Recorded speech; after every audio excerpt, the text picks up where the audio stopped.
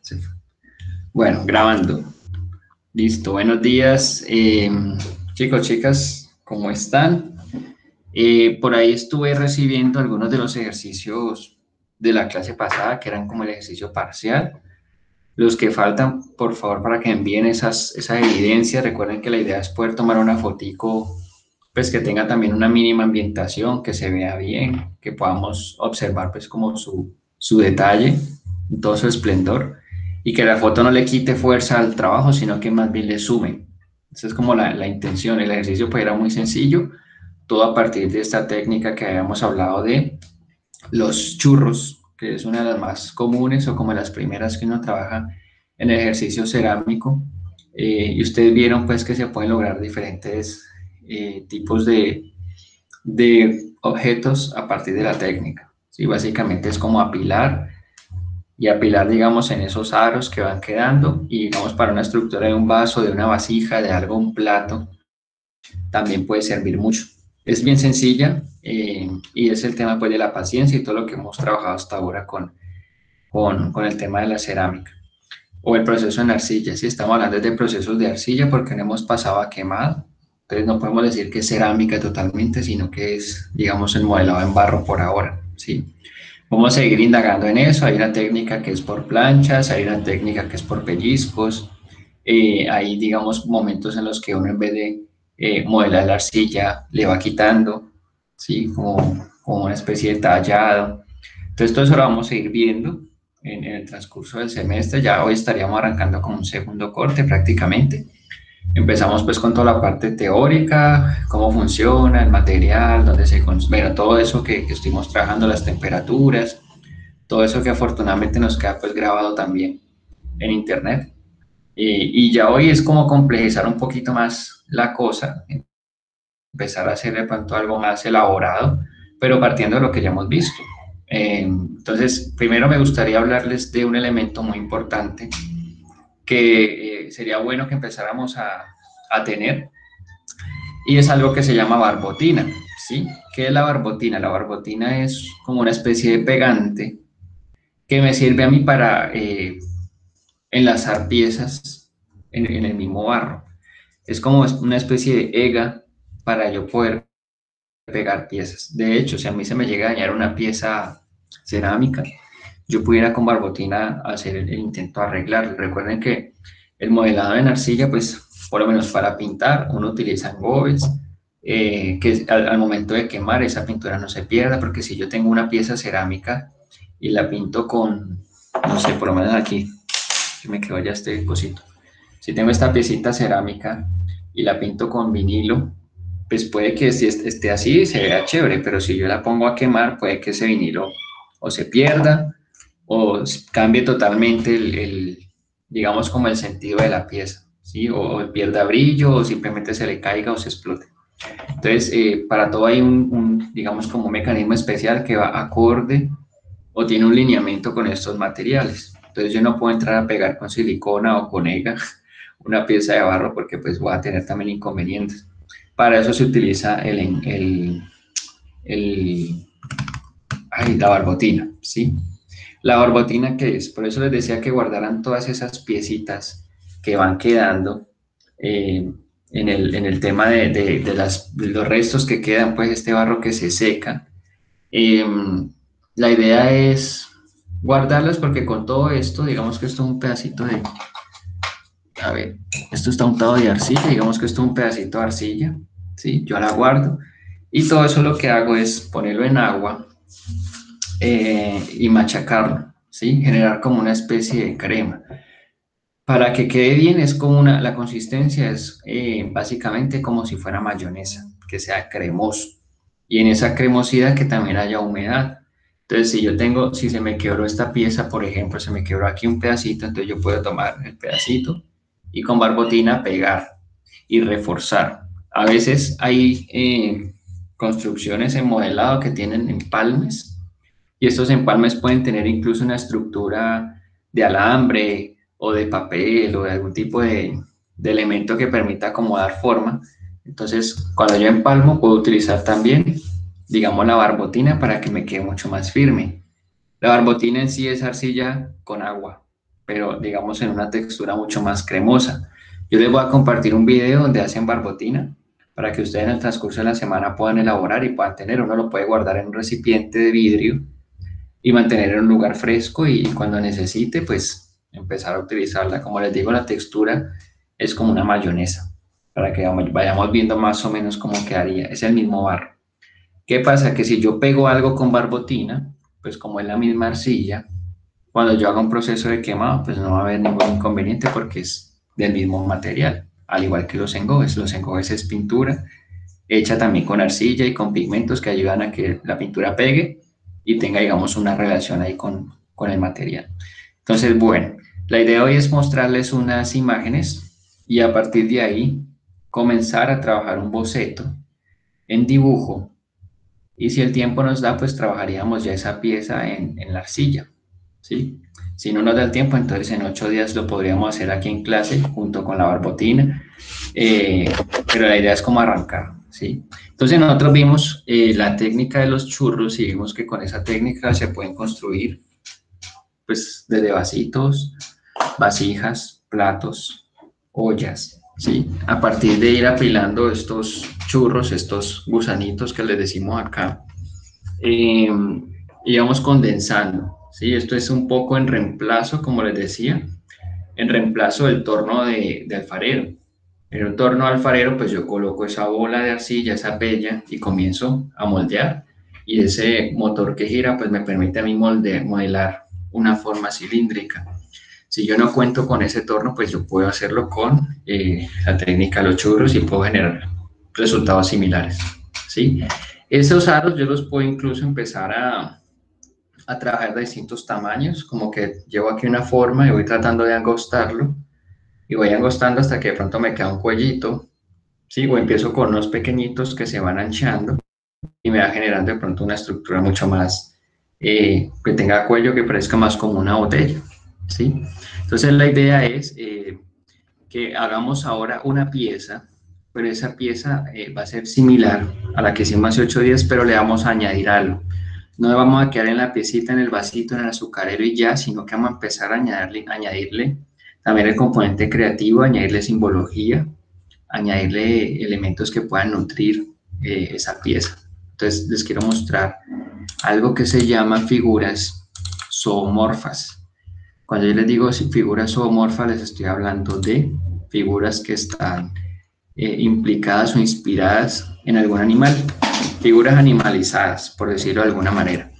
Entonces, resulta que en las culturas precolombinas, recuerden que cuando uno habla de precolombino, es todo lo acontecido antes de la conquista y del supuesto descubrimiento de Cristóbal Colón, ¿sí? Entonces, todo lo que va de ahí para atrás es cultura precolombina, por eso el nombre, precolón. Entonces, habían una cantidad de cosas que se hacían acá, mucha producción de objetos. Sabemos que por lo menos en oro, aquí, aquí prácticamente nos bañábamos en oro y para nosotros tenía de pronto una concepción muy espiritual incluso y un valor, pero un valor más simbólico, no un valor monetario. ¿Sí? En otras partes del mundo, pues ya sabían que el oro era un metal muy valioso, a partir de los siglos siempre lo ha sido, por su composición química, ¿sí? Por todo lo que conlleva, por todos los beneficios que tiene, eh, conductor de electricidad, bueno, una cantidad de cosas que hacen que el oro sea un metal precioso por lo mismo y costoso además. Y se utiliza para muchas cosas, no solamente para joyería. Aquí nosotros lo utilizamos como un elemento ornamental, pero también con unas cargas simbólicas bien interesantes. No era, digamos, como la, la, la economía se movía a partir de esto, no, sino que era más bien como parte de nuestro cotidiano, ¿sí? Hacer cosas en oro era como lo más común que podía pasar aquí. Obviamente cuando llegan y ven esa cantidad de oro, pues esta gente vuelve loca, se deslumbra y bueno, pasa lo que pasa. Y mucho del arte, en la historia no contada, del arte pues también, si uno mira el movimiento barroco, por ejemplo, todo fue prácticamente financiado con oro que sacaban de acá. El barroco es un derroche, el barroco es un desglose, un desborde, un exceso. Y pues obviamente era a costas de un saqueo en últimas. Entonces, se generaban muchas piezas desde la orfebrería, desde el oro, el manejo de metales y obviamente también desde la cerámica, desde los procesos cerámicos. Y obviamente lo que les decía en algún momento, si yo tengo un vaso, el vaso a mí me sirve para tomar agua y para de contar, no tiene otra función. Pero si el vaso tiene otra forma, tiene otras implicaciones ahí que me dan a mí entender es por algo, por un gusto, por un placer estético, por un goce, por una simbología o incluso por algo ritual. Entonces, si yo tengo una vasija y esa vasija tiene un pico de águila y ese pico de águila la utiliza solamente cierta persona en cierto momento del año, obviamente eso no es solamente para tomar agua ni para guardar cosas, es mucho más significativo. Recuerden que incluso los procesos cerámicos empiezan también como una forma de guardar restos o cenizas, ¿sí? Prácticamente como tumbas, por decirlo de alguna manera, y obviamente las decoraban, tenían unos decorados y tenían unos acabados que daban a entender de que esta pieza pues tenía un significado profundo. Entonces, en esa línea de trabajo aparecen este tipo eh, de representaciones. Miren, aquí ustedes pueden ver la vasija, que perfectamente la podríamos hacer con churros, y aparece un elemento zoomorfo, en este caso es como un sapito, ¿sí? Entonces empezar como a indagar en cómo puedo darle atribuciones de animales a una pieza, a un modelado en barro, que tiene una configuración inicial, que es la vasija, pero que le añadimos algo más, y nos sirve para algo más, ¿ok? Miren este, por ejemplo, de la cultura Calima, voy a acercarlo un poquito. Ahora mírenlo como de manera técnica, ¿no? Miren acá a la cultura Calima, Llana y Yotoco, ok. Si yo miro de manera técnica, ok, esto lo pude haber hecho con churros, ¿cierto? Pues en la época no podemos hablar de un torno tampoco. Y luego de que está terminada la pieza, pues añado otros churros más. Sí, pues aquí estoy como delirando, no sé exactamente cómo lo hacían, pero estoy pensando como en lo que sabemos ahora hacer. Añadir otros elementos y decorar. Esto también se le dio brillo, o sea que tuvo un bruñido, es decir, que cuando terminan la pieza, la brillan, la pulen en ciertos momentos para generar esos brillos también. Aparte, pues había que ver el tipo de barro que había en el contexto geográfico y que permitía pues estos colores, estos acabados. Y obviamente esto también lo quemaban. Antes quemaban en unas leñas, como en unas hogueras que hacían en la tierra y ponían eso a mucha temperatura y metían las piezas ahí. Miren la fecha, 1600 antes de Cristo, 1200 después de Cristo, ¿sí? El 1200 después de Cristo estamos hablando de que 1200 es Edad Media. En Europa estaba pasando la Edad Media, aquí estábamos haciendo nuestras piezas, estábamos haciendo nuestras propias expresiones y estábamos representando animales, que obviamente me imagino que venían a ser parte de un contexto tanto geográfico como simbólico, pues uno no va a representar cosas que no vea, la mayoría de las veces uno tiene un referente y estos referentes pues también tienen inspiración en la naturaleza. Y miren este, por ejemplo, también, este sí es de la cultura Kalimayana, este sería la cultura Yotoco, ¿sí? Y miren aquí, tiene añadido, si yo lo miro como churros, serían otros churritos añadidos, que para eso puede servir la barbotina, y tiene pues unos acabados aquí hechos con algún elemento punzante, pues algún tipo de, de chucito o de ramita que permitiera como hacer estos acabados. Bien, bien, bien bonito. Miren acá, esto es de la cultura Tiwanaku de Chile, Tiwanaku, no sé cómo se pronuncia, ya es una llama. Ya digamos que es una vasija mucho más elaborada, pero digamos que tiene ahí su implicación zoomorfa. Y obviamente sabemos que para esta zona central, pues la llama es un animal que aparece pues en varias culturas, ¿no? En Perú también podemos ver representaciones de este animal, que además me parece supremamente bonito, tierno y extraño a la vez. Entonces miren aquí cómo lo que hablamos en algún momento, cómo si en cierta cultura están hablando de algo, En otras culturas estaban, digamos, también replicando cosas sin necesariamente conocerse, como un efecto de los 100 monos que hablamos en algún momento. Y bueno, aquí pues tiene una complejidad porque ya tiene más un cuello largo. Miren que acá sigue siendo una vasija sencillita. Acá ya estamos hablando de que esto tiene el fondo hueco, por decirlo de alguna manera, ¿sí? Y pues por aquí saldría lo que es el agua. Mira acá, esto sería argentino, ya tiene unas paticas y tiene una especie de rostro. Y bueno, digamos que mucho más en comparación a esta, pues esta es un poquito más precaria en términos estéticos y de decoración, pero no por eso deja de tener los elementos zoomorfos, ¿sí? Cuando yo hablo de antropomorfo es humano, antropocentrismo es girar alrededor del humano, antropología es el estudio, bueno, antropo es hombre, humano como tal, hombre-mujer, y zoomorfo es con figuras asociadas a los animales, que lo podemos ver replicado en muchas culturas, no solamente en las precolombinas. Si hablamos de Egipto, por ejemplo, ya en las pirámides por dentro y en muchos de sus jeroglíficos uno podía ver figuras antropozoomorfas, es decir, que tenían cuerpos de humanos y alguna faceta de animal. Una esfinge, por ejemplo, es antropozoomorfa. Una esfinge es mitad humana, mitad león, ¿sí? Anubis, por ejemplo, que era cuerpo de humano, cabeza de chacal. Horus, que era cabeza de halcón, cuerpo de humano. Y así sucesivamente. Son como también unas simbologías y unas asociaciones que se hacen simbólicas en muchas culturas, ¿sí? No necesariamente animales, sino con otros objetos además. Acá estoy de la cultura Becús en Perú. Sí, miren que va a voltearlo a ver si lo logramos ver. De pronto me parece como un armadillito, ¿no? Tiene aquí para sostener, a ver, sí, o un conejo, parece más como un conejo.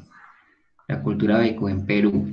Y miren que es muy chévere ver cómo el material es el mismo, las técnicas y los recursos pueden ser similares, pero a pesar de eso siempre se va a notar una diferencia entre una y otra, sea mínima o sea grande, pero siempre se va a notar una diferencia porque cada cultura tiene su propia forma y su propio recurso para trabajar. Miren aquí tan chévere esas garras, por ejemplo. Sí, una vaina súper bien elaborada. Miren esas paticas. Sí, parece más como un conejito, una liebre, puede ser. Obviamente, pues si yo vivo en medio de la naturaleza, veo muchos animales y estos animales puedo empezarlo a simbolizar con situaciones, con clima, con sucesos, no sé, puedo empezar como a hacer asociaciones libres en ese sentido. Miren, esto es de la cultura moche, una belleza. Miren ese acabado. La cultura moche en Perú.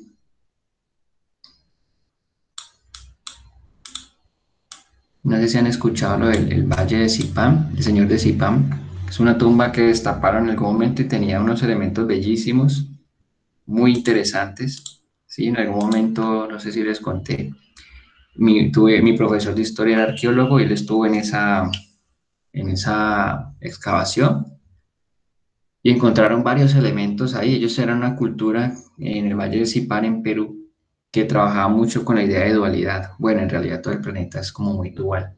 Bueno, malo, blanco, negro, feliz, triste, bueno, todo es en dualidades. Pero esta cultura tenía mucho enfoque en esto.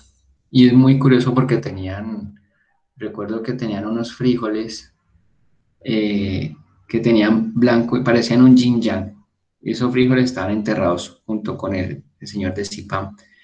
Y él se ha traído esos frijoles para acá y una vez nos regaló a nosotros que para que intentáramos sembrarlos.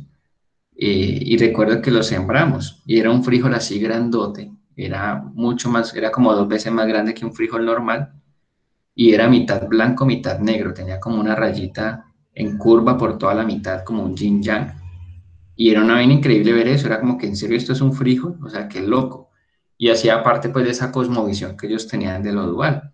Y resulta que nos pusimos a sembrar eso en un huerto que teníamos allá en la universidad y eso empezó a crecer. ¿sí? Eso nos supo supremamente amargo, eso era amarguísimo, y a medida que iban saliendo más, se iba quitando esa manchita, es decir, como que se iba adaptando pues a lo que hay ahora, y el frijol cada vez se iba pareciendo más como al frijol que tenemos hoy en día, pero era muy loco ver pues cómo un frijol podía crecer así, y son cosas que a veces pasan que uno no es tan consciente, no sé si han visto alguna vez todos los tipos de maíz que existen. Uno está, digamos, como sujeto a un maíz muy comercial, que es el maíz pues, que uno encuentra. En el caso de la ciudad, pues que encontramos en supermercados, pero hay maíces de todos los colores. Hay maíces negros, hay maíces violetas, bellísimos. Hay maíces que tienen las pepitas de distintos colores y eso habla pues de una riqueza visual también que teníamos aquí, que tenemos todavía, porque todavía sigue existiendo todo esto que tenemos aquí pues, en nuestros ancestros y en nuestras culturas, ¿sí?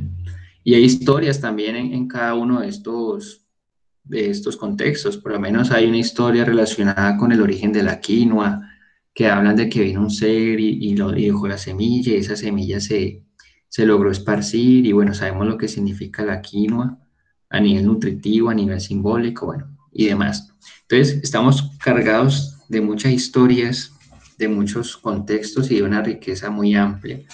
Desde lo alimenticio, también por lo menos hay muchas cantidades de manzanas, muchas variaciones de manzanas, y nosotros conocemos la más comercial, pero también hay muchas. Y así pasa con muchos elementos que ha ocurrido aquí en Latinoamérica también. Entonces, es como para ir entendiendo también de que hay una historia contada, que es la historia de los libros y que siempre estuvimos viendo y que es muy chévere también conocer. Pero hay otras historias que podemos ir hilando y reconstruyendo nuevamente. ¿Sí? Ahorita por eso se habla tanto de colonizar el arte. Y es como darle esa mirada de lo que en realidad sucedía aquí. También a veces se romantiza mucho muchas cosas que no debieron romantizarse y se normalizaron cosas que no debieron normalizarse, como pasa todavía, pero digamos que es muy interesante pues dar esta mirada, al menos desde lo estético. A mí me gusta mucho hablar desde lo estético, desde lo visual, desde todo lo que se hacía en ese momento, ¿sí? Entonces para que vayamos mirando pues que acá tenemos también bastante de qué hablar, muchísimo. Miren eso también de la cultura moche, una vasija con cabeza de zorro. Bien, bien interesante, parece incluso madera, ¿no? Tiene ahí unos acabados bien interesantes, se ve mucho brillo, hay un color también manejado, y unos matices, y no sé, pero esta parte de la boca me parece bellísima, ¿sí? Bien, bien, bien interesante.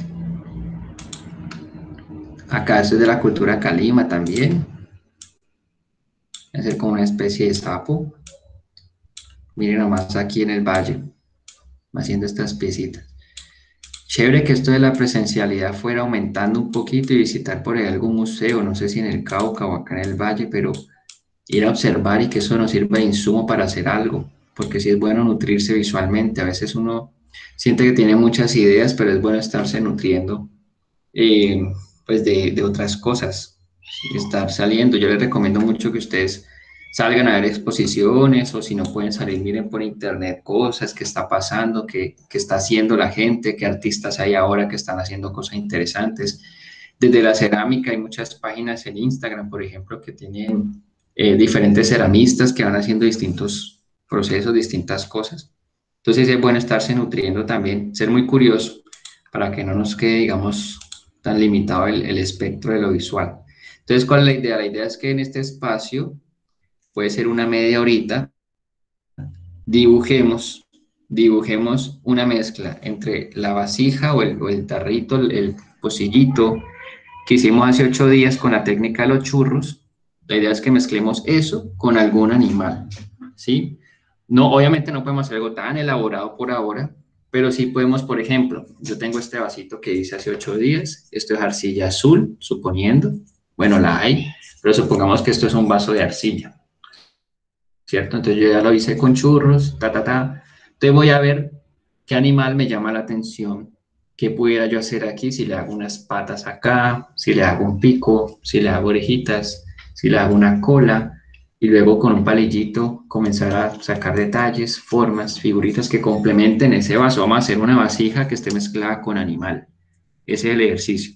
Pero teniendo en cuenta lo que vimos de la técnica de los churros, es darle un plus a esa técnica de los churros, ¿sí? Una vasijita, pero primero dibujémosla para que en ese dibujo podamos ir viendo y en medida en que vamos trabajando el boceto, podamos ir pensando, bueno, lo de los pesos, si le pongo una pata acá, ¿cómo se va a sostener? Si solamente le coloco una aquí, ¿qué pasa? ¿Sí? Desde el dibujo podemos empezar a indagar cosas para que no perdamos esto del boceto.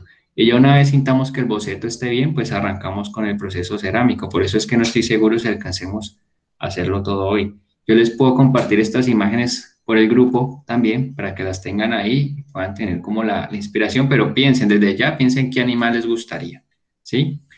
Ah, que a mí me encantan los gatos, no, a mí me encantan los elefantes, no, a mí me encantan las mariposas, ah, yo como que voy a ser un perro, pero pensar qué elementos de ese perro pudiéramos tomar, qué elementos de ese animal, no necesariamente el animal entero, por lo menos, vuelvo al ejemplo de mi vasito de café, ¿sí? No es enteramente un gato, pero ya tiene unos elementos aquí que lo hacen ver como uno, ¿sí? Entonces pensarse que pudieran ustedes añadirle a esta técnica de los churros para hacer el ejercicio, ¿vale? Entonces vamos a trabajar primero desde el dibujo, ¿ok?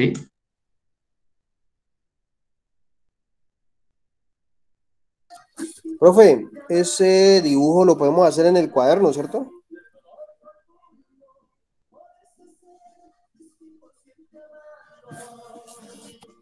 Profe,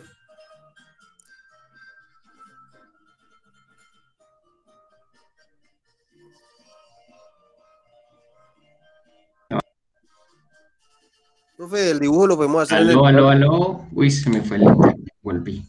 Qué Profe, pena, el dime. dibujito lo podemos hacer en el cuaderno, el boceto. Sí, sí, en un cuadernito, en una hojita, Ah, y bueno. vamos revisándolo. Se me está como cayendo el internet, chicos. Me quedé como hablando solo. Y bueno, y me van mostrando y a medida que lo van terminando, lo van subiendo al grupo para que así pues